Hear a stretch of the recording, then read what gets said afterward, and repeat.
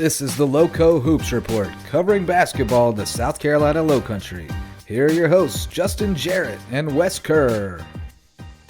Hey, Lowco Hoops fans, welcome to another edition of the Lowco Hoops Report. I'm Justin Jarrett, joined as always by Wes Kerr, and we are talking some hoops in the South Carolina Lowcountry here on the show this week, and we're getting into region play. Wes, we had the kind of a downer, but kind of a much needed night off on Friday night with the weather, wiping out a bunch of games, and we were able to catch up on some other stuff, get our region standings and everything, and leaders updated on the website for our Patreon supporters. But we got back at it for a big slate on Tuesday night with some region battles and starting to shake out the standings a little bit more. I was at home on dad duty last night, but you were able to get out to a game. So let folks know what you've seen in the gyms over the past few days since we talked. Yeah, it's been a great week of hoops here in the Lowco. It was a crazy week with the bad weather coming through. Had some games postponed, and we were still able to get some of them in, including a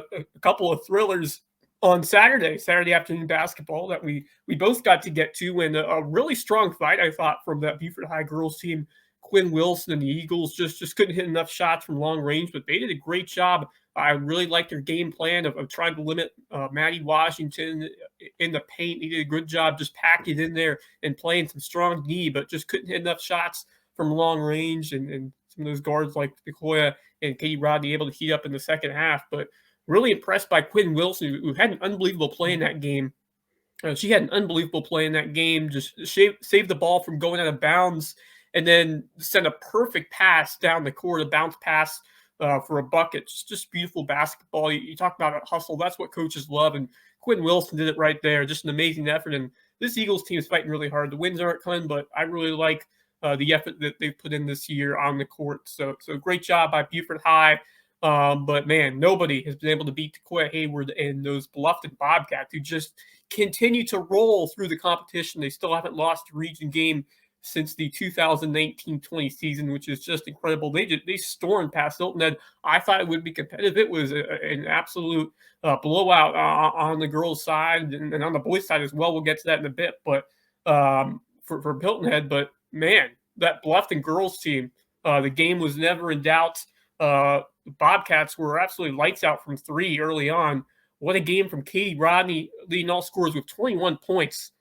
Just dialed in from both from her long-range shots and her ability to convert steals into buckets. So I think she's really taking that next step now in her sophomore year. Kind of hesitant in a sense last year, not the confidence that we were hoping for from her. I really think she's gained a lot of confidence this year, driving to the hoop, making plays on defense. Just looks like a more complete player here in this 2021-22 season. And how huge is that for this Bobcat team, who's now 8-0 in the region, still hasn't lost a region game since 2019. And now, speaking of incredible stuff, how about that thriller on Saturday afternoon on the boys' side between Bluffton and Beaufort High, as the Eagles stay unbeaten in region play? Oh, what a fantastic rally for Jeremy Huff and that Eagle team. They rallied from a 10-point deficit in the fourth quarter. Jalen Linder with 24, but Beaufort able to hang on and come from behind, take down the Bobcats, and the firm just able to find a way. James Dennison, Michael Dennison, Zion Odom digging in down the stretch. They did a great job amping up the defensive pressure late in that ball game. They found ways to force some mistakes, and what a job by the boards. Absolutely dominant.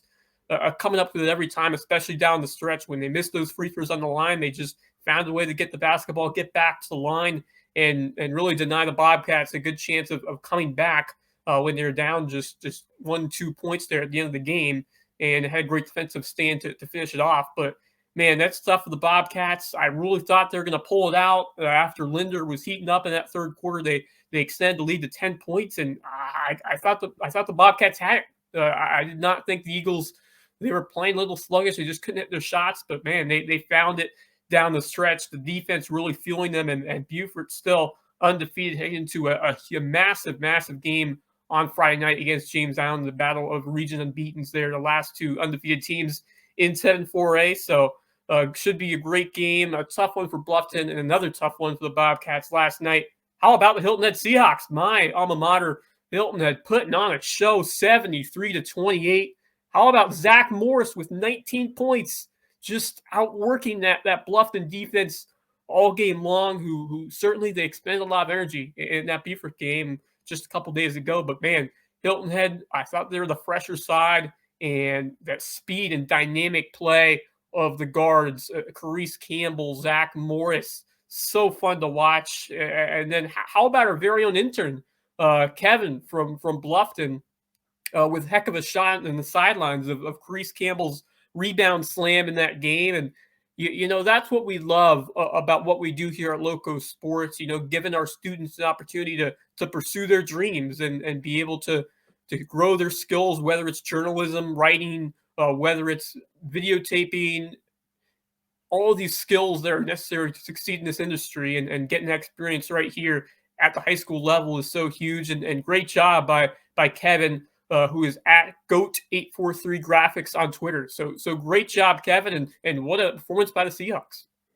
Yeah, Kevin's doing a fantastic job, and he actually helped out Catman Risher's family with a little highlight video for them from the Blitz Border Bowl. So love to give those young students opportunities to get in there and mix it up and learn how to do this. And Kevin could teach us all a few things about how to operate a video camera. So we're just giving him some opportunities to put himself in the right places and a little direction on how to use his skills to maybe carve out a career in this field. So I think he's got a lot of talent and a lot of potential. And I agree with your assessment of the games I was at on Saturday, the Bluffton Beaufort games. I thought with Bluffton's boys in particular, you just saw a team who hadn't been in that situation very often. They haven't won very many games this season. They just haven't been in a spot where they have to close out a tough team like that. But man, they played a terrific game.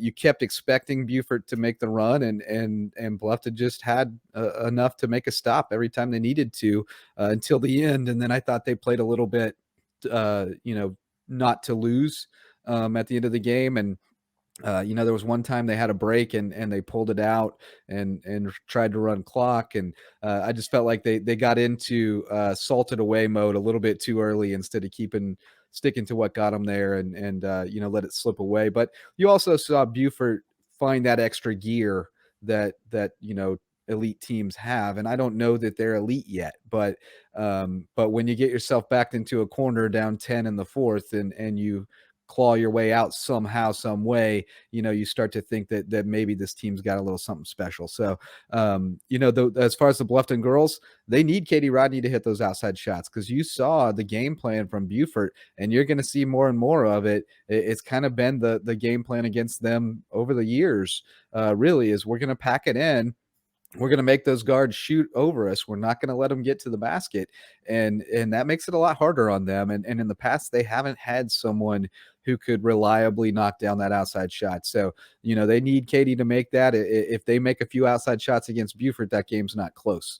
But they were able to pack it in and keep them honest that way. So, I think both of those teams, Beaufort boys, Bluffton girls, we saw some weaknesses exposed that they need to address, but that's part of getting where you need to be at the end of the season is putting yourself in situations where you figure out what those weaknesses are and address them and make yourself stronger going forward. So, I thought good gritty efforts by both those teams on a day when they didn't have their best stuff. Saturday afternoon that you weren't supposed to be playing, is a weird situation.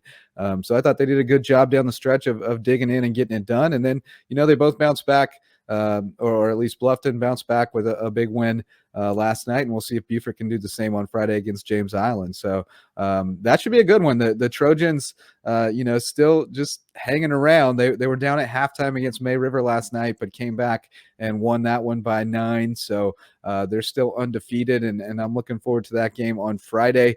But aside from those front runners, Bluffton, Beaufort, James Island, who are the sleeper teams in Region 7 4A that you think might be able to make a little run here at the end of the season, who we've maybe forgotten about because they've played a tough schedule or had a couple tough losses early on? Yeah, I think there are a couple you can go with on the boys' side, but I'm going to stick with my Hilton Head Seahawks, and I really think they proved a lot last night in just a dominant win over Bluffton, which I thought would be a close game. I think this Hilton Head team has really found something. I think after that week off, they had a game postponed, had a couple tough losses before that. But they're playing some fantastic team basketball right now. They don't have a star like McCracken or Suma this year, but I think they're collectively better than the sum of their parts. And I really like how the way Shane Brown has really molded this team together. Really saw a bit of everything from them last night. Terrific defensive intensity. Jaden Gilliam was just racking up those steals. My goodness. Outstanding passing. Alex Smith continues to show why he's one of the best point guards in the area. Doing a great job, we mentioned with our interview coming up with Mac Tamminen, trying to find the best possible shot, good ball movement. We've seen that a lot from Hilton Head on their boys' team, and each possession really executing from long range. They did that, hit some threes last night, rebounding terrific. I'm a Davidson alum, and there's this thing at Davidson, Bob McKillop, a legendary coach that we call the beautiful game. And there's all these different metrics from shooting to rebounding to how many points you allow or score going into half or coming out of the half that really determine how close it is to a perfect game, a beautiful game. And I got to think the effort from Hilton Head was pretty darn close to a perfect game. And I think they can really carry this with them into some big matchups coming up. And, home game against a really tough Colleton County team, which I think could be a very fun game. That's a battle between two groups of really explosive guards. And then May River, which was a game that came down to the wire. I think the Seahawks led until late when the Sharks were able to come out on top. But certainly they'll have their eyes on getting the Sharks back at the tank. That will be a road game for Hilton Head. And the Seahawks, they have experience of winning big games. They know how to get them done. They got to the state championship game last year, and still got a lot of guys left from that team. When you look at Zach Morris, Carice Campbell, and Alex Smith. So some of those really prominent spaces on this team are filled with guys that have been there before and did it in the past. And so you look at the Seahawk team, who's still very experienced despite losing McCracken and Suma, and you got a lot of guys who have stepped up this year in terms of depth, like Josh Henham and Jordan Nelson Davis. You still got that great guard play of Alex Smith. Jaden Gilliam has been huge this year.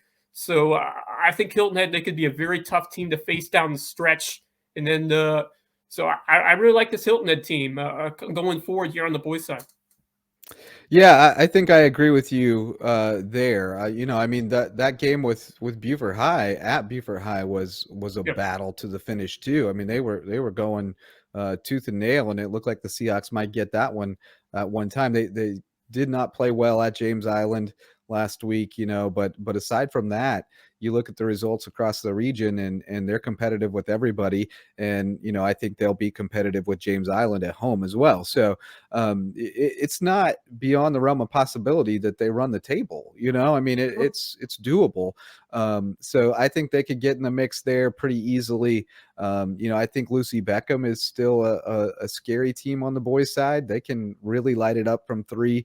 And frankly, May River could still be dangerous too. That middle of the pack is pretty tightly packed, and really I don't think they're that far away from the top two either. And so I could see some upsets and some shakeup happening on the girls' side. I don't think anybody's catching Bluffton, obviously, but then James Island and Lucy Beckham have been solid, but not light years ahead of Hilton Head, May River, and Colleton. So, I still think the middle of that pack could get messy. Colleton is the one that I really think could be dangerous if they're so young. They're growing up as the season goes on, and I feel like they could get on a hot streak at the end of the year. I'm not sure May River has enough outside of Morgan Scott to really be able to make a run. But, I think Hilton Head is still pretty dangerous too there. Which one of those girls teams do you think could maybe emerge? Yeah, I think I'm going to agree with you on this side and go with Colleton County. And, I'm not really sold on the depth here in this region. There's some solid players on all these teams, but Bluffton is by far the best squad here in Region 7-4, and I really don't think there's anyone that's that close to him right now. James Allen and Lucy Beckham certainly on the rise, but I still think Bluffton is by far the class of the region going forward. But I won't count out this Colleton County team. And this is a group that routed off that long 7-game win streak early on in the year. They fell to 2-5, a hard-fought loss to Lucy Beckham. I'm not going to write them off yet, but, Hilton Head, I think that's looking like a must-win for both teams, I think, for the Seahawks and the Cougars. I think the talent is there for this Colleton County side. Shandy Brown, she's been a terrific playmaker. Would like to see a little more of the Bethany Monroe, time to show out senior year. I think she's certainly capable of helping this team go on a big run down the stretch. Michaela Chisholm has had a great season, and like you said, they're so young. Aside from Monroe, I mean, they're a lot of those girls are coming back next year, so it's a chance to really set the foundation for what should be some good years ahead for this Colleton County. I'm really high on this girls Cougar program in these coming seasons, but they have some solid guards who they can find some ways to score. Can they pick up the intensity on defensive end? Going to need some big stops in this one, and it's going to be hard to contain Linda Young, who just went off for 19 points last night. What a fantastic game for her. I talked a lot about Hayward and Rodney, but I didn't mention Young, who was just sensational last night, racking up those boards, charging to the rim, scoring the basketball again and again. She is just a heck of a player. Had that buzzer beater a couple games ago, and man, just so fun to watch her play, and still very, very young. So a couple potent scores on Hilton Head. Jana Timko's a nice player to have outside. Janiyah Farabee still very explosive. So I like this Hilton Head team. Russell Ranazuski's doing a good job of putting this group together. They've had tough in terms of injury luck, but they got Genova back in. Genova's back in the lineup. That's absolutely huge to have that big in there. China Fields is playing well. So I like how Hilton Head is coming. They're improving, getting better. Unfortunately, a disappointing night against Bluffton. You want to be more competitive, but the Bobcats, just when they hit their shots, they're tough to go up against. Hilton Head just couldn't find it on offense other than Young.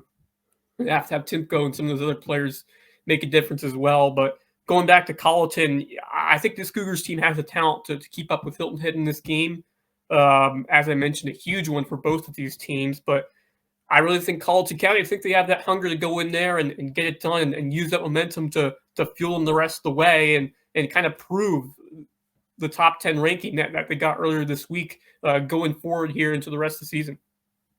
Yeah, I suspect they'll slip out of the top 10 this week, but obviously there's some talent there, and a lot of those girls were on that softball team that made it to the lower state finals too. So, there's an athleticism and competitiveness in that girls athletics program over at Colleton County that is going to make them a problem here for the next couple of years. But talking about Linda Young's return, it kind of segues into our next segment, which is Don't You Forget About Me, for you Breakfast Club fans out there. Wes, the young one, actually came up with that. But who are some of the players that we've kind of maybe overlooked or forgotten about early in the season who are starting to emerge? And, I think Linda kind of fits into that just because she was out for several games and you started to kind of adjust to thinking about the Seahawks without her. And then she comes back and it's a seismic change in that team to the positive. But who are some other players that you feel like we've maybe slept on a little bit in the first half who are starting to emerge now?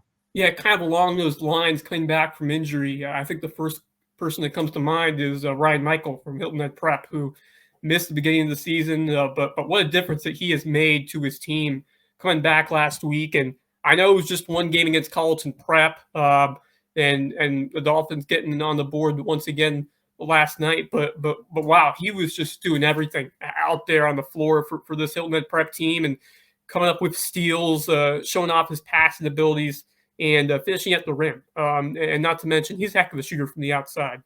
So he's such a valuable guy to get back who's got so much experience playing in this high-level system. And he's going to add yet another dimension to the stellar Dolphin team already with J.J. Hayes, Sean Cusano, Kane Eanes, and then those guards. When you look at Andrew Helms and Ben Fry, they're loaded right now, but it's going to be tough in those 3A playoffs. But they're certainly looking like the class of Skeeza here in the Lowco. And I'm going to give some love on the girls' side of Maddie Heathcott from John Paul II. And what an impact player that she's been for the Golden Warriors. We haven't talked about her enough. One of the best defenders I've seen here in the Lowco, and she just finds ways to contest and block shots close to the basket. And when you have like a rim protector, a defender like that, it really sets the foundation for that whole defense. And she's picked it up on the offensive side as well. 2 double-doubles over this past week, 18 boards against St. Vincent's. That's domination, absolutely cleaned up on the glass. What a weapon that she is when you can give second chances to your team and to score and make sure it's one and done the other end on the defensive rebounding side. So, so much of rebounding is effort, and she continues to put in that effort every night for this JP2 team. And Karen Floyd, I'm sure she has raving reviews about how she has grown this year. What a tremendous week for Heathcott, 8 boards and a big-time win over Thomas Hayward. So I don't think Heathcott's really getting the attention she deserves. She's become one of the best defensive players in the Lowco and one of the best rebounders too. So doing a lot of things that you won't see in the stat sheet sometimes, but doing them very well. Yeah, that's a good call on both of those. And Maddie Heathcott, yeah, she is productive. She is a very productive player, is a good way to say it. She's out on the floor. She's making things happen. For me, a couple that we've maybe overlooked a little bit. I think on the boys' side, just because his team has not had good results, but Jalen Linder has been terrific. One of the best just natural athletes in the area without question. That little spinorama layup that he had the other day against Beaufort was absolutely ridiculous, and had Hayden Gregory, the new football coach, and Jared Karkoff, they're wagging their tongues thinking about getting a hold of that guy next year. But I think Linder's a guy who gets lost a little bit just because the team has not performed very well, but he's putting up numbers every night and playing his heart out. And honestly, I'd throw a shout out to Nick Yanez over there too. I'm impressed with that guy every time I see him. He plays so hard. He works hard to get open shots, gets after it on defense. So a little love for a couple of Bobcats there.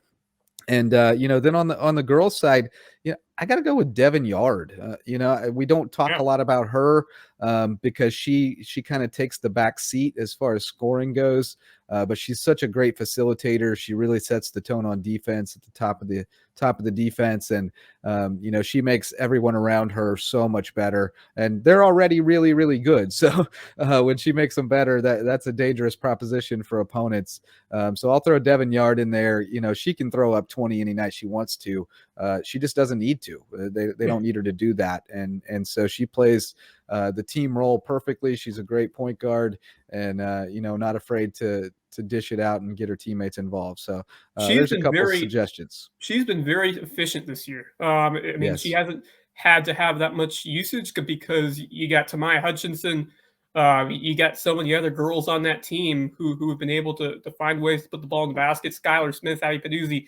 But what Devin does and really making that entire team better with her passing, with her speed, her abilities, her dynamic play in the court to open up so many other options for this Hilda Christian Academy team. So important. What a year for Devin Yard. May not be the biggest stats, the biggest numbers, but the impact that she has made has been one of the best in the Low Country. That's a great call. Jalen Linder, been so fun to watch, so explosive out there on the court. And, 24, he was willing that Bobcat team to that upset win, just fizzled off down the stretch there. Couldn't quite pull it off, but, Linder, one of my favorite players to watch. Oh, that spinorama, that was something. Cannot wait to see him back on the football field this fall for Hayden Gregory and the Bobcats. And give credit to Hilton Head for how he defended them last night, holding them to 6 points. And the Seahawks, Shane Brown, that defense, I always love the effort they put in. He always says, Coach Brown, it starts on the defensive end of the floor, and holding some guys like DJ Aiken and Jalen Linder and then Nick Yanez to very low numbers. Big testament to the Seahawks and how they played defensively. But other names to keep an eye out as we continue here in this season. Kind of the whole team we overlooked because, they had that crushing loss in the playoffs last year, and they kind of haven't found that it factor that we've seen from them last year. And talking about Whale Branch, the girls, and one of the players who we really haven't talked about either. We've talked Canoe a lot, but Erin Rivers, she has been so important to that system and that team. Another one that means just so much to her squad, and especially on the defensive side. And of course, I think Kainu is the leader of that team, but I think a lot of the work relies on the job that Rivers provides for this group, and averaging just a tick over 9 a game in terms of points, but has done so much incredible work on the glass. She averages over 10 boards per game, and she's become such an important factor on defense. And absolutely huge in that game against Military Magnet, staying competitive with the defending state champs, #1 team in Class 1A. And the Warriors were keeping right with the Eagles until the very end, until that fourth quarter. They let a lead slip away. But I think if she can carry that intensity over to the offensive end and put up some big numbers there, I think that could be enormous for this Latoya Mack coach team as we head down the stretch, and still trying to replace, the dynamic play and energy that Johnny Thompson brought this year. And I think it could be important to see Aaron Rivers deliver as we get down the stretch, along with Kainu, for this well-bred team that I still think could be dangerous in the playoffs. Yeah, I do too. I mean, I think they're a very scrappy team, and they've really just been another ball handler away from winning some of those games. So I still think they're definitely a factor. They can knock some people off in the playoffs, and like you said, they're right there with the #1 team in the state. So yeah, Erin Rivers is big, strong force in the paint. She's going to clean up any misses, and usually get easy buckets out of it. So very nice player to have, and been there a long time, and knows what she's doing. So another one I'd throw out there, and I don't know, haven't gotten an update on his status, but if Jace Blackshear comes back, as he is expected to soon, that could be a major factor for that Hilton Head Christian Academy team, because they've got some guys who can score the ball, and if you mix in another distributor who can knock down an outside shot and get to the rack, that team could get really interesting really quickly. So I'd throw that in there too. But well, Wes, let's take a quick break and hear from our sponsors, and then we'll be back to talk with Mac Tamminen, head boys basketball coach and athletic director at John Paul II Catholic School,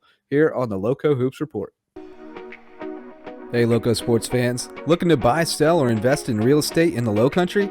Then you need to give a call over to the Gruel Group at Keller Williams Realty. Blake Gruel and Annie Tracy are taking care of folks' needs every day as they search for the perfect home in the Lowco, and they're here to help you too. So give the Gruel Group a call at 843-252-3164. Hey, Lowco sports fans, if you have an investment property and you need a great management company, look no further than Heritage Realty Group. The Heritage Realty Group provides property management services throughout Beaufort and Charleston County, and their property management services are ideal for investors seeking a communicative, efficient, and transparent management company. They are reliable, and they are loyal supporters of Lowco Sports. So give Heritage Realty Group a call at 843-295-0934 and let them take care of everything. Hey, Lowco sports fans, contact our friends at Hilton Head Insurance and Brokerage for all your personal insurance needs. The folks at HHIMB aren't just another insurance company. They're locals who are involved in the community and care about their neighbors, and their goal is to share their love of the Lowco while providing the best customer service possible. If that's what you look for in an insurance company, give HHIMB a call and tell them Lowco sent you. Visit them today at HiltonHeadInsuranceandBrokerage.com. Hilton Head Insurance and Brokerage, proud sponsors of Lowco Sports. Hey, Lowco sports fans, if there's a man in your life who cares about the way he looks, you should stuff his stocking with some of the top-of-the-line men's hair, skin, and beard products from Just Manly. No matter your age, skin type, or hair condition, Just Manly's premium all-natural products will upgrade your daily grooming, hair care, beard care, and skincare routines. Visit them at justmanly.com, your one-stop shop for all things man. All right, Lowco Hoops fans, we are joined now by Mac Tamminen, the head boys basketball coach over at John Paul II, and folks know him from his time at Hilton Head Christian Academy before that. Been around a long time, and Mac, it's been a long time since we got you on the podcast, so appreciate you making a little bit of time. You guys have been having a busy week this week, already got a couple of W's under your belt this week, so tell us a little bit about this Jp2 team that we really didn't get to see much the first month or so of the season, but now we're getting to see you guys in region play starting to come out of your shell a little bit. Yeah, so we it's been a journey for sure. We started out the season and we weren't real sure what was going to happen, because last year we had Malone, our big guy, and Austin McIntosh, our big guys, if you will. They weren't that big, but We lost those two guys. And so, we're looking at our team here, and we really don't have anybody over 6'1". So we're a team full of guards in essence. And so it took some time for us to try and figure out, how we were going to do that and what we were going to do. And our big concern, obviously, knowing our region was, we don't have the size, the height to compete with some of these teams. And then we started saying, hey, you know what? That works both ways. These guys have to come out and guard us. And fortunately for us, we can shoot the ball.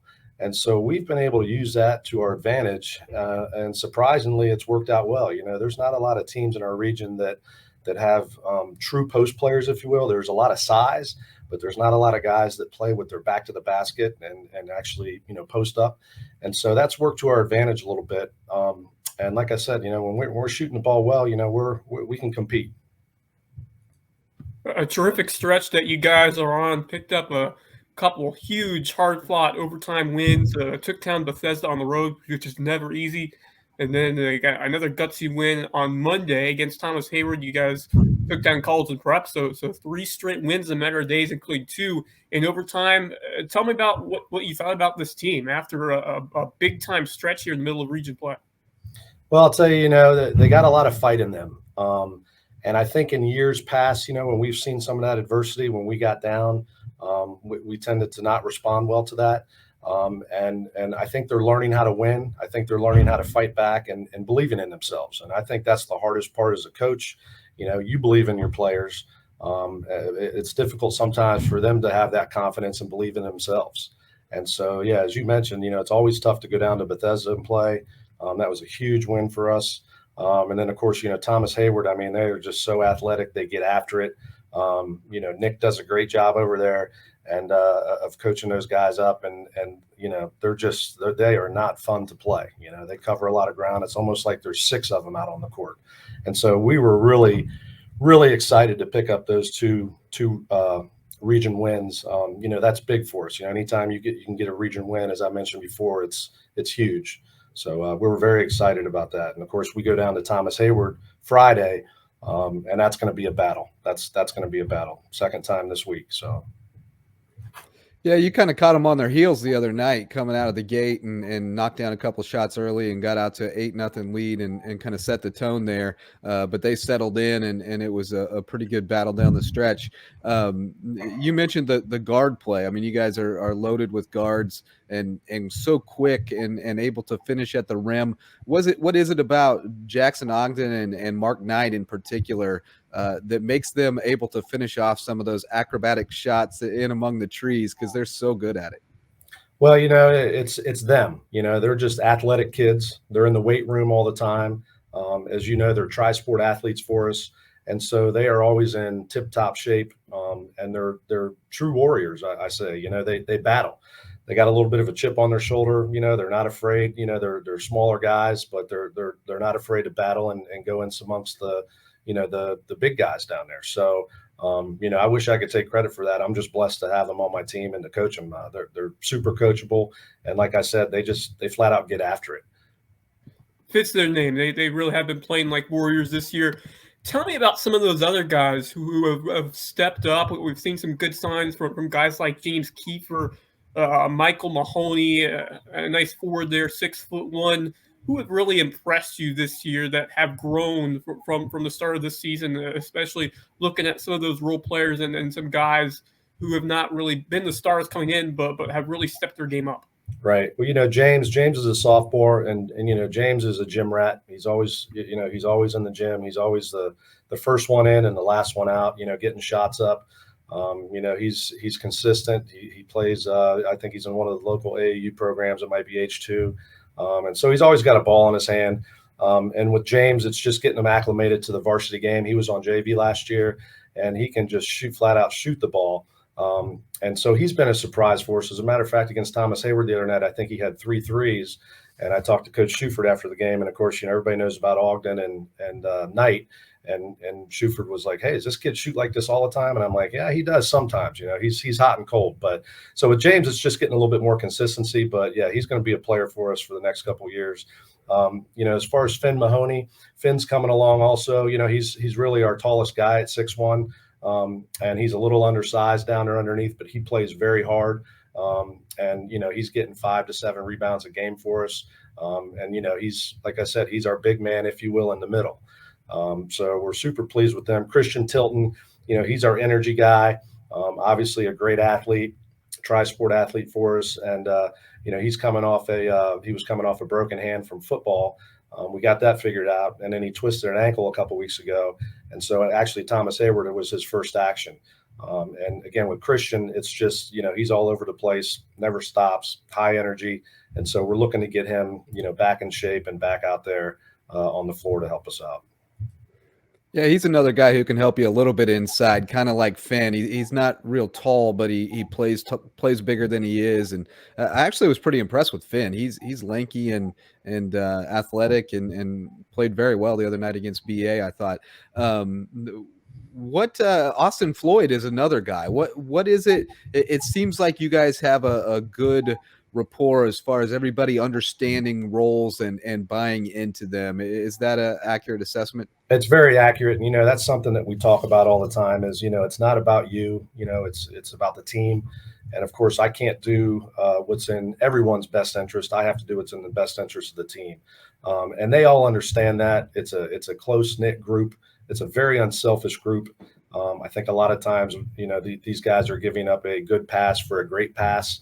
And they recognize that, that our strength is from the perimeter and that we can really shoot the ball. And it's tough sometimes for these 4s and 5s on the other teams to come out and guard us on the perimeter. And I think we do a pretty good job of exposing that. And so, again, back to your point, Justin, they're very unselfish, tight knit group, and they understand their roles and they don't try and do more than they're capable of. I certainly agree with that. You talk about mentioning their unselfishness and you talk about mentioning their unselfishness and their great team basketball.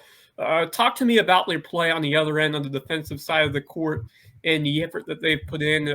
It's so important at this level to be able to win ball games, to play tough defenses every possession. Tell me about how this group has improved with their intensity and their play on the defensive end of the court.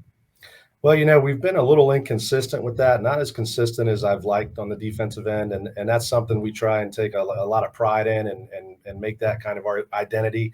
In other words, when you play John Paul II, we want people to kind of not enjoy that because they know that we're going to get after it and play hard, whether we're better than them or not.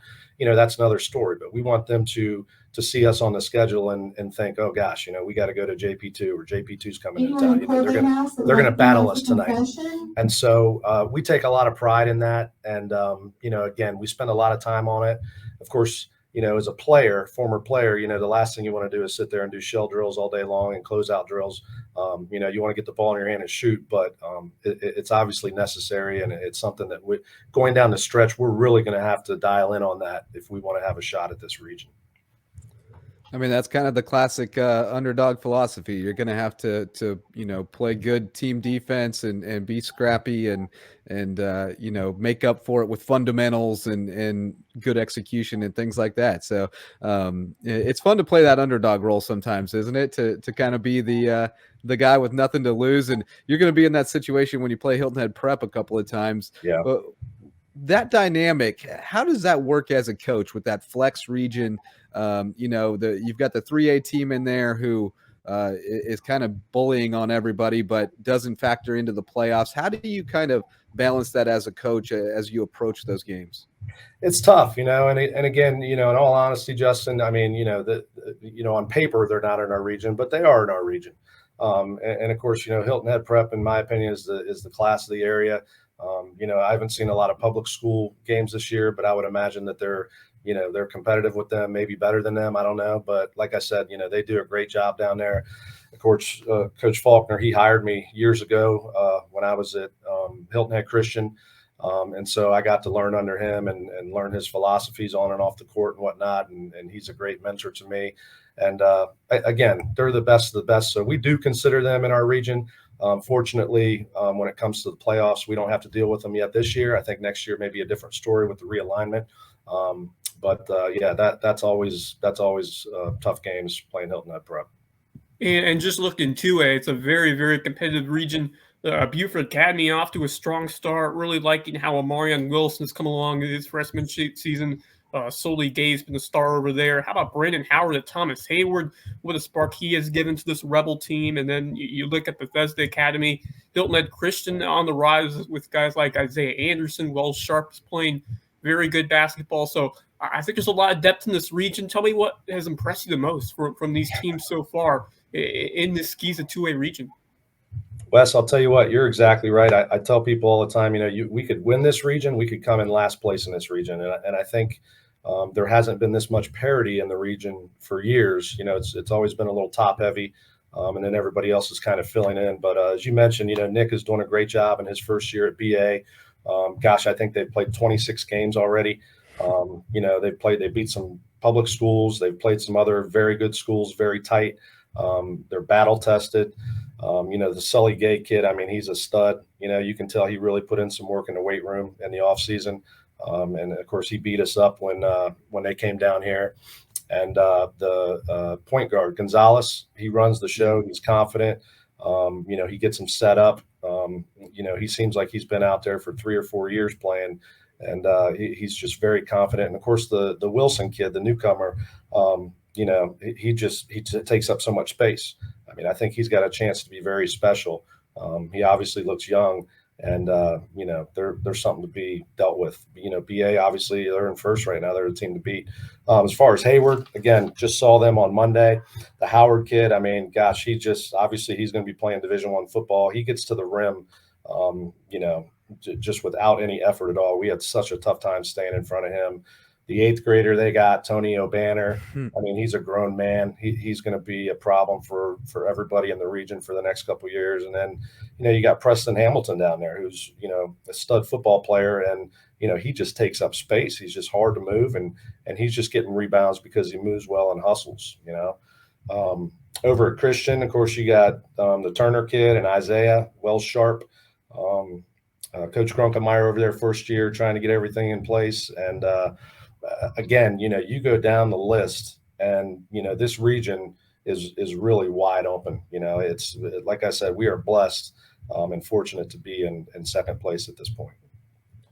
Yeah. Every night it's 5 to 7 point games across the board, it seems like, and you're not sure who's going to come out on top in quite a few of those matchups. So I would agree with you that the parity is on a level it hasn't been at in quite some time.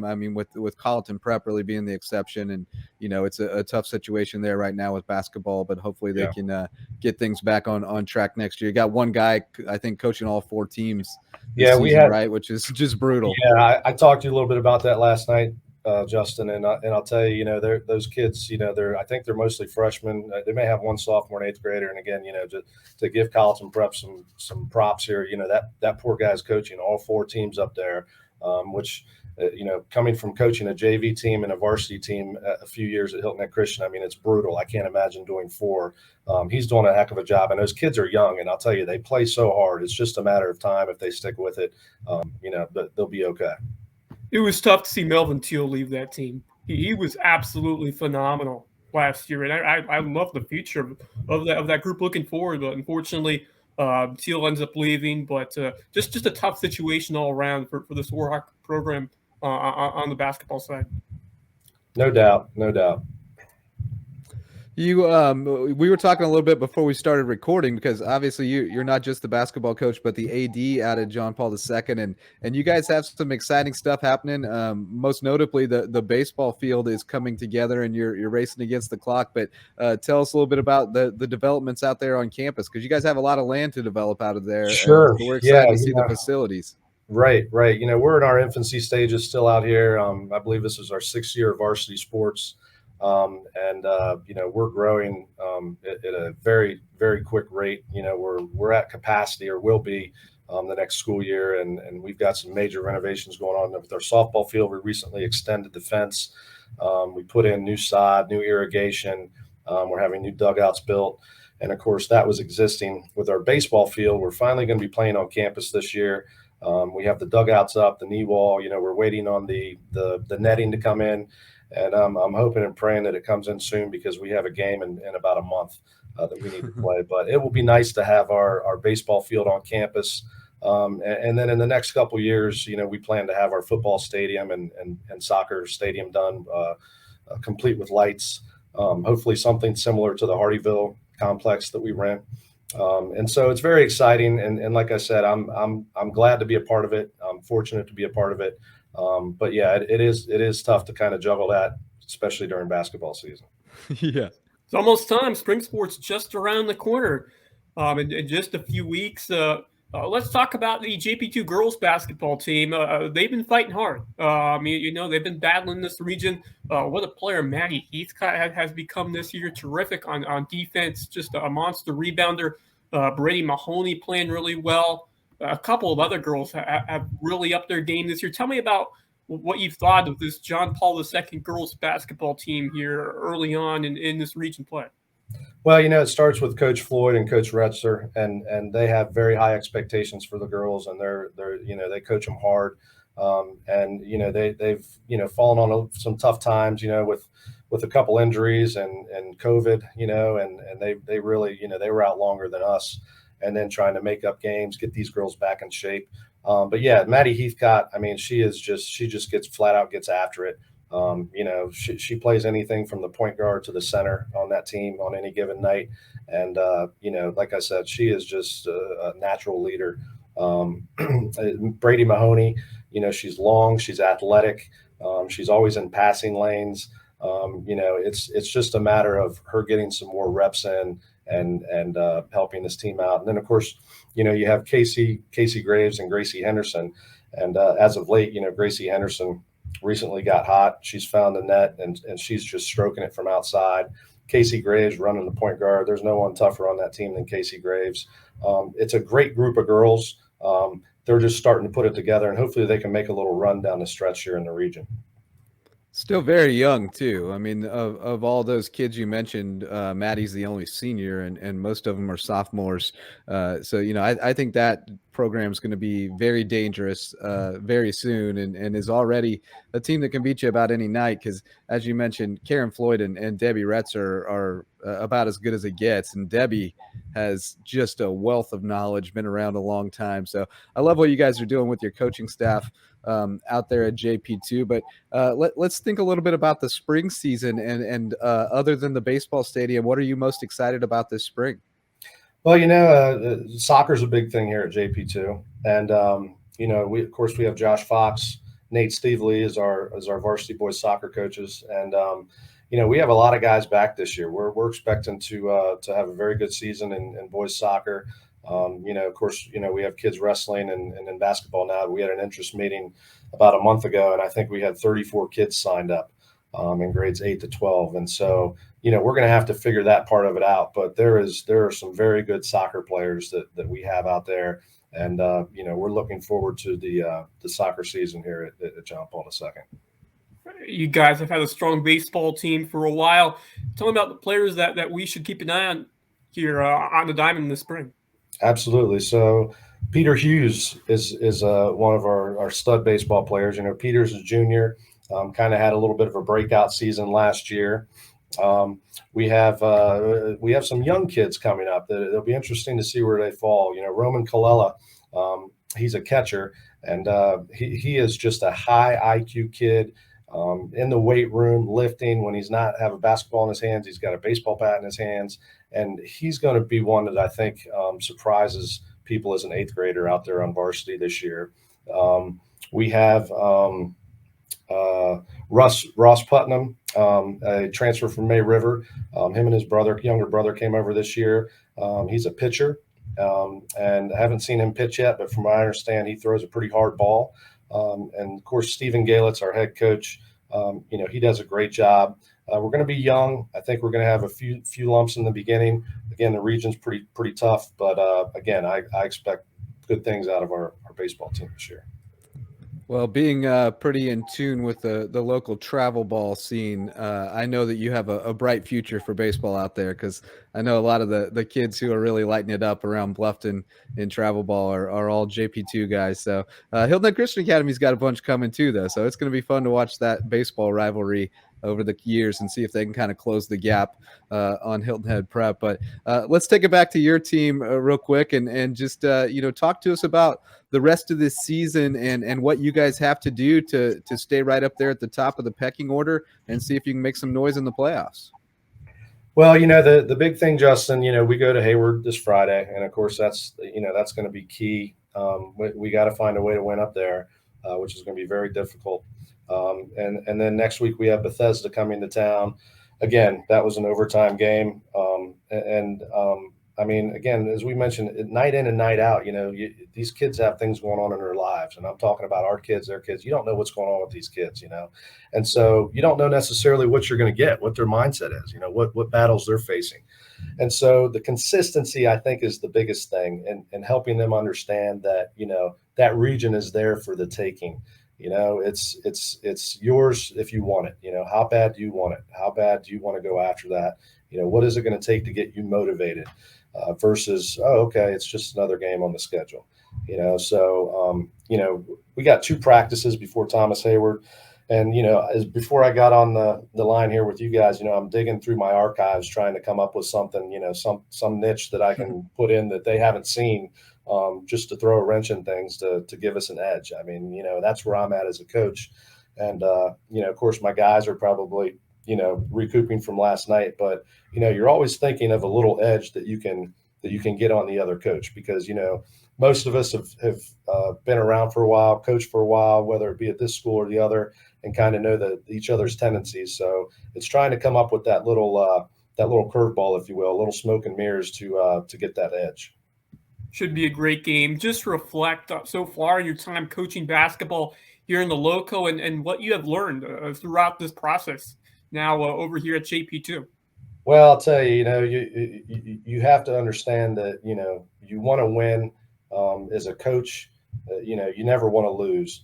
But, the big picture and what I'm seeing now is these kids don't necessarily remember the wins and losses per se, but, they remember the experiences. I was talking to a kid the other day and he came back and he said, "Hey, coach, do you remember that one time we were in film session and so-and-so was in there sleeping and you called him out?" And, this kid graduated 5 years ago. It wasn't, "Hey, coach, do you remember when we, upset this team or we lost to this team?" It was an incident that happened in a film room when I called a kid out and they just thought it was hilarious, And so I think it's important that as coaches, we step away and we say, "Hey, we want to win. The world's competitive. You need to win. You have to get after it." But at the same time, it's about relationships and it's about experiences. And it's about Thanksgiving break and Christmas break when these kids come back and they give you a hug and they tell you how you're doing and you're getting invitations to their weddings and you have these relationships with these kids and that's what's important. I mean, ultimately that's what's important. Nobody's going to remember these wins and losses. They're going to be on max preps for somebody to look at 30 years from now and that's all good, but nobody's going to care about that then. It's the relationships. Yep, and you learn a whole lot more from your failures than you do from your successes too. So you always got to keep that in perspective too. That in the big picture, you're trying to teach these kids life lessons, and the takeaways from the losses will stick with them just as much as anything that happens in the wins. So you take the goods and the bads, and keep on rolling with the punches. Well, thanks so much, Mac, for joining us today and for your work for the youth here in the Lowco, and we appreciate you and best of luck the rest of the way, man. Hey, I really appreciate you guys having me. You guys do a great job, and we always appreciate the coverage. Keep it up. All right. Thanks to Mac Tamminen. We'll be right back with more here on the Lowco Hoops Report. All right, Wes. Well, great to catch up with Coach Tamminen, and I've finally been in his gym a few times the past couple of weeks and gotten to see JP2. I love going over there to see a game. It's a great gym and really good lighting, so I enjoy taking photos over there. But always good to go over there. They do a great job over there, and I think Mac continues to be one of the most quietly underrated coaches in the area. He just gets a lot out of a little every year, it seems like. When you compare on paper the talent level that JP2 has against some of its opponents, you don't expect these games to be competitive, but they put up a winning record year after year after year, and they're sitting right there at the top of the standings as far as the 2A teams go in Skis Region 4. Yeah, I really like how this John Paul II team is playing. It's been a tough year for them when you look at the time they had to spend off the court. Missed almost a month come after December 13th. Didn't play again until January 10th. And I mean, a lot of that was playing time off for the holidays, but it's difficult having to take all that time off and get back to it. And they hit the ground running kind of out of that break. They beat Colleton Prep, had another big win over HHCA, nearly beat BA, and then two phenomenal overtime victories over Bethesda Academy. Always tough to win there on the road.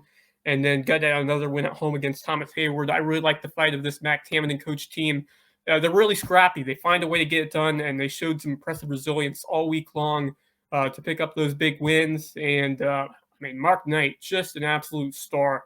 One of the best guards, I think, in the area. His ability to get to the basket, just slice through the defense and make plays, truly phenomenal. And then Jackson Ogden, that speed and tenacity that we have seen with him, being able to hit some shots, provide that spark for the offense, find another guy to go to, it's just been absolutely instrumental for this team in these last few weeks. So I really like the play that we've seen from Ogden.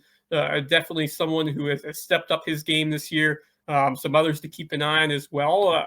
When you look at the play of some of those guys like James Kiefer and Michael Mahoney, having that presence in the paint with Mahoney. Kiefer's been a nice guy to have, hitting some outside shots. So this team's been banging from deep. They've been able to really establish their offensive capabilities.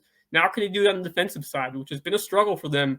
But can you get some stops, and can you play hard on every possession, really establish that defensive identity? I think if they can do that, they can really make some even bigger noise here in the region and into the postseason. Man, you just imagine if they still had Malone Kennard Husinger back in that lineup. Man, that would have been just phenomenal to have him there one more year. But even so, Mac Tamminen doing a fantastic job with this JP2 boys team, who I think could really contend and be in the hunt here for a couple playoff wins. Yeah, and Ian Wilson is starting to give them a little bit more inside too. And I should ask Mac about him, but he's got a little bit more physical presence there and could become a useful player for them. Not going to be a big scorer probably, but even to defend the paint a little bit and pick up some rebounds and even run it through him to kick back out for some threes. Because, man, Kiefer can flat out shoot it. Austin Floyd can flat out shoot it. Ogden and Knight obviously can shoot the heck out of it. I think Ogden might be one of the most underrated players in the area. He's so small that you don't think that much about him, but he is lightning quick and acrobatic at the rim, able to finish things off. And really, for as slight as his frame is, he can take a beating too. So, I think they're a very interesting team. That game against BA was a battle, and it will be, again up on Ladies Island. So, I think Mac does a terrific job and just a terrific guy. I mean, you won't find anybody who has a bad word to say about Mac Tamminen, and that says a lot. So, enjoyed talking with him. Enjoy watching his team this week, and look forward to seeing them in some more of these great Skeeza region battles down the stretch. But Wes, let's wrap it up with our players of the week, and you get the first pick in the draft. So who are you going to go with to kick off our players of the week? For my girl, I'm going to go with Kiara Wilson of Battery Creek. What a performance against Academic Magnet. Last night messed around and got a triple-double. How about 19 points, 10 rebounds, and 12 steals in a 41-23 win over the Academic Magnet Raptors just on Tuesday night. And she has been unreal this season for Lonnie Klutz and this Dolphins team. And, she's just continuing to really reach new gears this season, making impacts all across the courts. What a leader she has been to this Battery Creek side who right now, they're sitting at 3-2 in the region. And I think they can keep up the strong play going forward. A big one coming up on Friday night against Hanahan. So I really like how Kiara Wilson has delivered for this Battery Creek team, and I'm expecting some big things from her on both sides of the court going forward. And then on Friday, big one against Hanahan for them. And then for my boy, I'm going to go with another guy we just talked about, Mark Knight of John Paul II. He is just taking things over for this JP2 team and one of the most explosive finishers at the rim I've seen this year. They nearly led him to a win over BA, just coming up short, as we mentioned, 20 points, and then just willing his team to a victory against Thomas Hayward, scored 24 alongside 6 rebounds and 4 steals. He is just so crafty near the rim and very tough to defend. Can bang it from outside as well. Really, this whole team can. They've got some shooters, but this offense really continues to revolve around him, although Jackson Ogden, as we mentioned, really picking it up too in recent games. So great to have that duo really coming on here for this Golden Warrior team. And this Jp2 team, they're fun. They've got some offensive firepower. I'm once again really impressed by Jp2, Mac Tamminen, who I think they could certainly look to steal a win or two here in the postseason. Yeah, I agree with you completely. Those are both great picks, by the way. And Kiara Wilson has had a terrific season and has been on the cusp of that triple double a couple of times. But to get it last night, that's big time. You don't luck into a triple double. That you're working hard to make that happen, especially with steals. Holy cow, that's something else. Terrific player, and Mark Knight. Gosh. He's like the Hunter Renfro of Lowco Skeeza basketball. Feels like he's been there forever. I think back to him playing for Stacy Benedict and Matt DeColius being the AD, and they were talking about him when he was in like 8th or 9th grade. So Mark Knight, it's going to be weird when he's not a JP2 anymore. And I understand he's leaning toward going into the military after high school, which is certainly an honorable decision, and he would be a tremendous asset to the U.S. military, to say the least. Absolutely. That's just an awesome thing to see from one of our own Lowco stars serving our country. I mean, that's absolutely phenomenal, and just so happy and proud of him. And I love that comparison to Hunter Renfro. You look at the clutch factor. They're saying third in Renfro all year long this season. It's kind of the similar comparison in basketball. In the biggest moments and the biggest opportunities of the game, it seems like they're always calling his number and he's going to the rim or making the shots. So what a season so far for Mark Knight. Yeah, no question. So now I've got to pick mine. And on the girls' side, I am going to go with Michaela Washington over at Beaufort Academy. She is 8 points away from 1,000 in her career, and she's not a senior, folks. She's got another year to add on to that.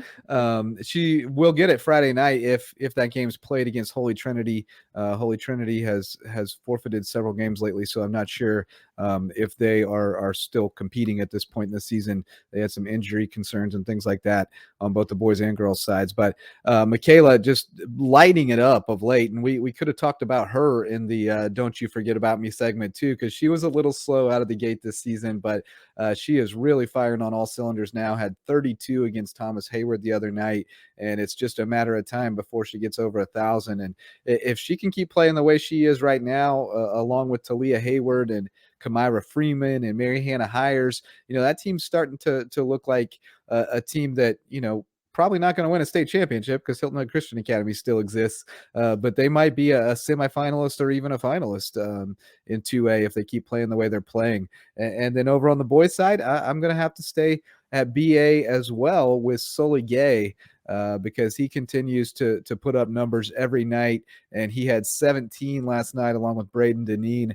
as BA took down Bethesda on the road, which, as you mentioned with Mac, never easy to win over there. It's always a battle, but the Eagles got off to a great start, up 12 after the first quarter, and just kind of cruise from there. And Sully Gay continues to do it night in and night out. And as Max said, you can really see you can really see the work that he put in the off season, in the weight room, in the gym, because he's bigger, stronger, more physical and confident, and just turning into a terrific player. Yeah, some great choices there for both the boys and the girls player. And Michaela Washington, such a special talent that has just taken it to another level here in junior season, and such a phenomenal shot maker, can light it up from deep. I saw her play against Hilton Head Christian Academy, and the Eagles, HHGA, far in control. But man, Michaela Washington just finding a way to keep Beaufort Academy in that one, shooting from the outside, but also a dynamic player who can get to the rim and dominate there as well. And phenomenal. Already up to 1,000 points, which should be broken if they play on Friday night against Holy Trinity. That's a terrific accomplishment, especially to do it in your junior year with another full season left. Outstanding for Michaela. Phenomenal on-ball defender as well. Just a total package on both ends of the court. And as you mentioned, a really great core over there for Coach Iannuso in his first season. Talia Hayward, just a terrific defender, some great explosiveness.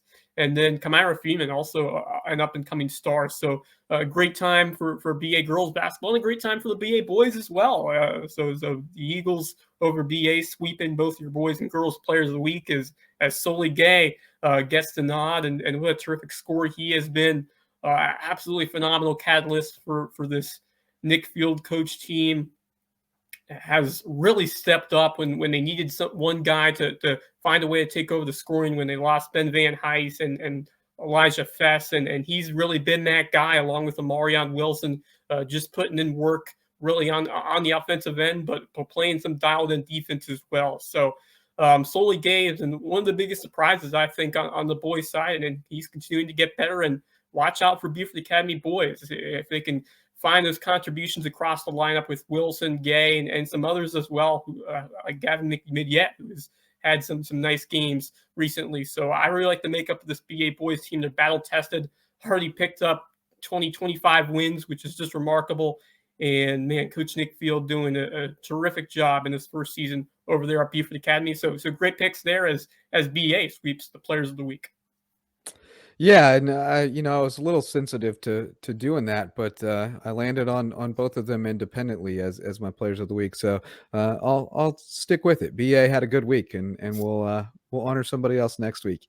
All right, Wes. Well, time to look forward to next week and the games that are coming up. So which games do you have circled on the calendar before we get back together to record another podcast? Which ones are you looking forward to the most?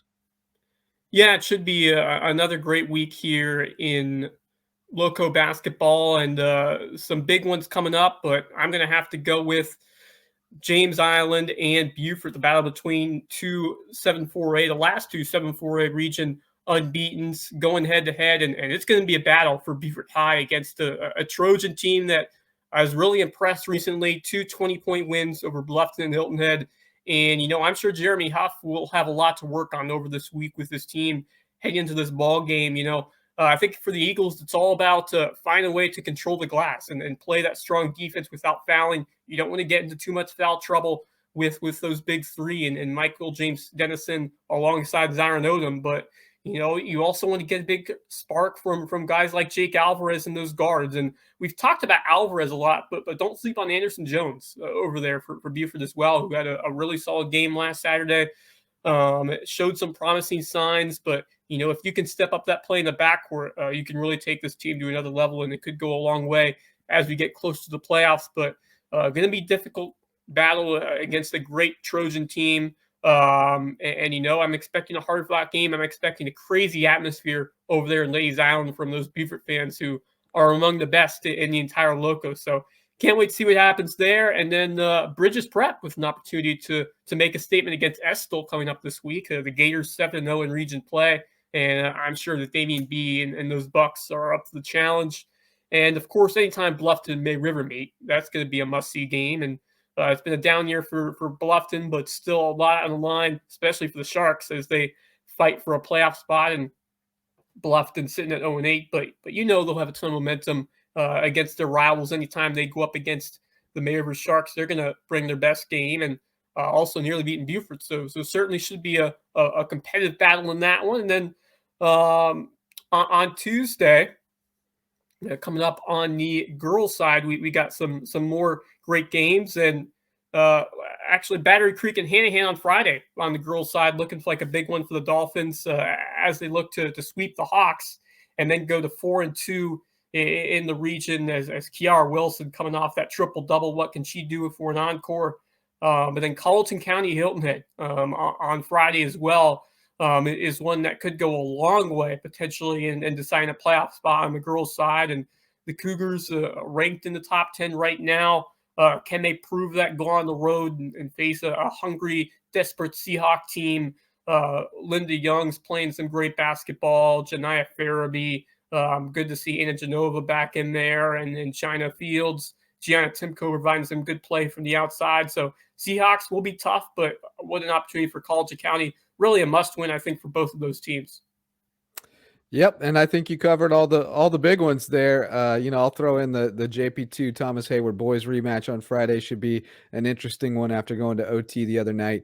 But yeah, you've covered most of them. We've got some great matchups coming up. Playoff seeding, really starting to come together, and the races are tight, and it's going to be a battle to the finish for those last couple of spots. So going to be a lot of fun to cover across all the regions, but particularly 7-4A with so many Lowco teams in there. So we'll be back in a week to catch up on everything that has happened. And of course, we'll have daily coverage day after day over at locosports.com, so you can keep up with all the action happening around the Lowco.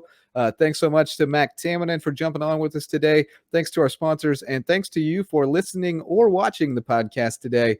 You can always catch it wherever you get your podcasts on audio, but we've also got the video version now streaming on our website, on YouTube, and airing on the county channel. So check it out wherever is most convenient for you. Subscribe so you never miss an episode, and join us next time. Until then, go Lowco.